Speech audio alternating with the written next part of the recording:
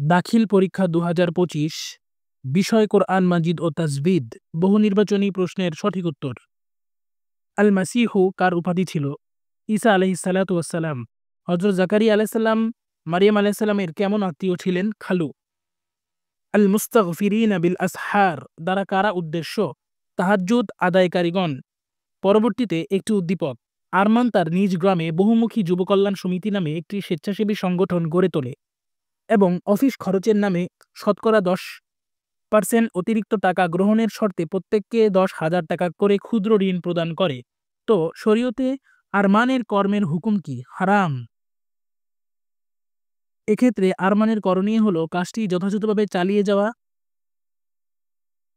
এটা হবে না। 10% হারে অতিরিক্ত গ্রহণ না করে কাজটি চালু রাখা, এটা হবে, এবং কল্যাণমুখী অন্য কোনো বৈধ প্রকল্প চালু করা, এটা হবে। অর্থাৎ সঠিক উত্তর 2 ও 3।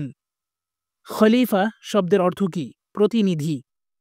পরবর্তীতে 7 নং প্রশ্ন। আল মান্না ওয়াসসালওয়া হলো আল্লাহর পক্ষ থেকে অবতীর্ণ এক ধরনের খাবার। হিত্ততুন শব্দ দ্বারা কি চাওয়া বুঝায়? ক্ষমা চাওয়া বুঝায়। ইহুদিরা কোন ফেরেশতাকে শত্রু মনে করে? জিবরাইল আলাইহিস সালাম। কিসাস শব্দের অর্থ কি?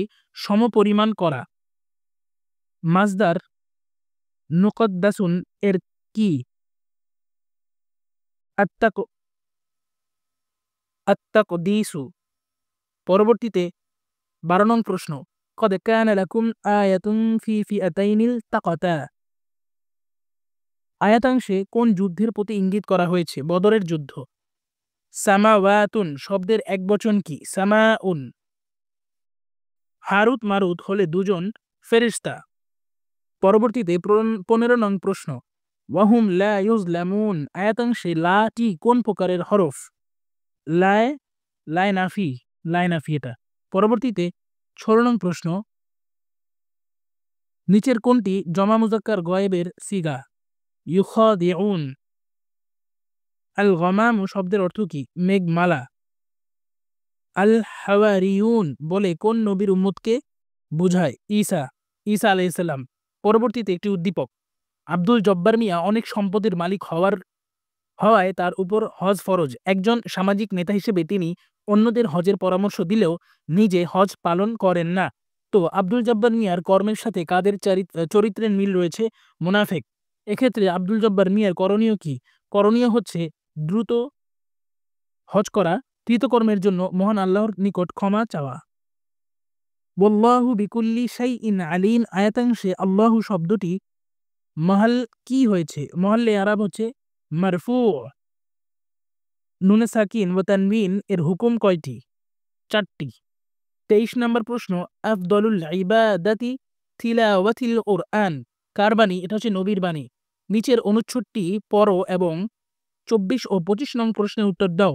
রায়হান নামাজি কোরআন তেলাওয়াত করতে গিয়ে কুল আউযু বিরব্বিন নাস এর জায়গায় কুল আউযু বিরব্বিন নাস, অর্থাৎ কফ এর জায়গায় কাফ বলল।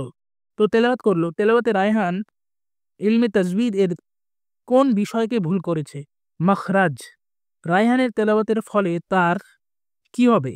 নামাজ নষ্ট হবে এবং সওয়াবের পরিবর্তে গুনাহ হবে। অর্থাৎ সঠিক উত্তর 1 ও 3। 26 নম্বর প্রশ্ন। লা তুফসিদু ফিল আরদি আয়াতাংশে কাদের উদ্দেশ্য করে বলা হয়েছে? মুনাফিক। ওয়া আন্নাহুম ইলাইহি রাজিউন এর মধ্যে রাজিউন তারকিবে কি হয়েছে? খবরে ইন্না হয়েছে। রুজিকু এর বহস কোনটি? ইসবাত ফেলে মাজি মাজহুল। ওয়া কাযালিকা জাআলনাকুম উম্মাতাও ওয়াসাতা আয়াতাংশে কোন নবীর উম্মতকে বোঝানো হয়েছে? প্রিয় নবী হযরত মুহাম্মদ সাল্লাল্লাহু আলাইহি সাল্লাম এর উম্মতকে বোঝানো হয়েছে। মানাসিকা দ্বারা কিসের বিধানসমূহ বোঝানো হয়েছে?